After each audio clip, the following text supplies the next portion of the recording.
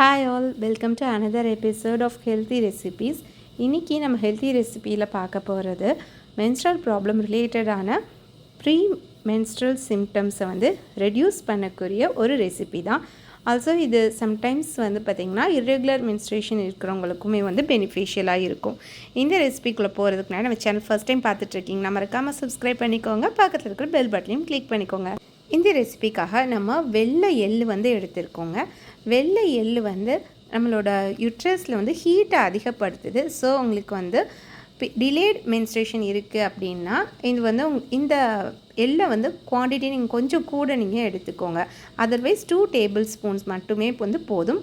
அதுக்கப்புறமா flax seeds அந்த BMS சிம்டமை நல்லா சப்ரெஸ் பண்ணுறதுக்காக யூஸ் பண்ணுறோம். ப்ளஸ் மூட் ஸ்விங்ஸையுமே கண்ட்ரோல் பண்ணுது.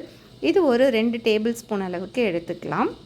இப்போ இந்த ரெசிபிக்கு தேவையான முக்கியமான இன்க்ரீடியன்ட் பார்த்திங்கன்னா மக்கானா. இதை ஒரு பவுல் அளவுக்கு நம்ம எடுத்துக்கிட்டு இது கூட கவ் கீ 2 ஸ்பூன் அளவுக்கு யூஸ் பண்ணி நம்ம இதை ட்ரை ரோஸ்ட் பண்ணிக்க போடும் கிறிஸ்பியாக வர அளவுக்கு.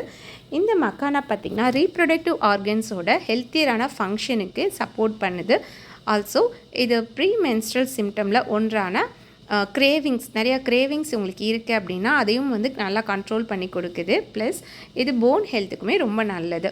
இதுவும் எள்ளு ரெண்டுமே பார்த்திங்கன்னா போன் ஹெல்த்துக்கு ரொம்ப நல்லது. மெனோபாஸில் இருக்கவங்க கூட சாப்பிட்லாம். இப்போ நம்ம எள்ளையும் ஃப்ளாக்ஸீடையும் ட்ரை ரோஸ்ட் பண்ணி ஆற வச்சுக்கிறோம். இது கொரப்பாக அரைக்க போகிறோம், கொஞ்சம் ஆறட்டும்.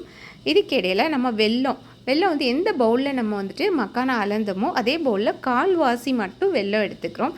இது கூட இதுக்கு தேவையான அளவுக்கு கொஞ்சமாக தண்ணி ஆட் பண்ணிக்கலாம். இந்த ஸ்டேஜில் உங்களுக்கு வேணால் மஞ்சள் தூளும் கொஞ்சம் நீங்கள் ஆட் பண்ணிக்கலாம். இது நல்லா மிக்ஸ் பண்ணி ஹீட் பண்ணணும். இன்பிட்வீன் நம்ம இதை கோர்ஸ் பவுடரை அரைச்சி எடுத்துகிட்டு வந்துடலாம். இந்த பவுடர் ரொம்ப ஃபைன் பவுடராக இருந்தது அப்படின்னா நல்லா இருக்காது. இந்த அளவுக்கு நீங்கள் கோர்ஸாக தான் அரைச்சி எடுத்துகிட்டு வரணும். இதுக்கப்புறமா 2 முக்கியமான இன்க்ரீடியன்ட் இப்போ ஆட் பண்ண போகிறோம். இஞ்சி, அதுக்கப்புறமா ஹாஃப் லெமன். உங்களுக்கு லேட் பீரியட்ஸாக இருக்குது அப்படின்னா இந்த லெமன் நீங்கள் ஸ்கிப் பண்ணிவிடுங்க.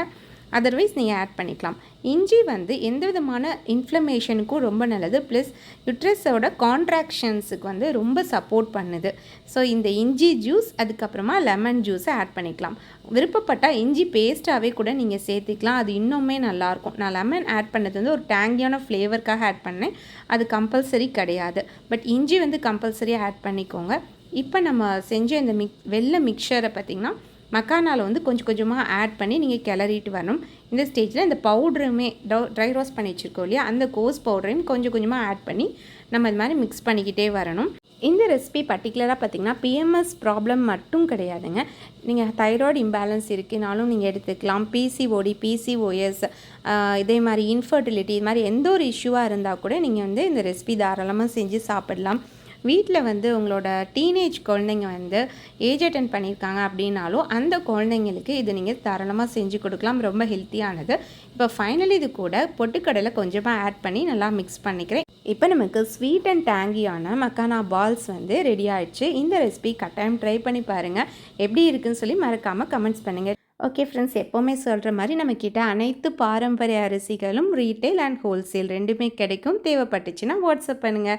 இன்னொரு இன்ட்ரெஸ்டிங்கான வீடியோவில் சந்திக்கலாம்.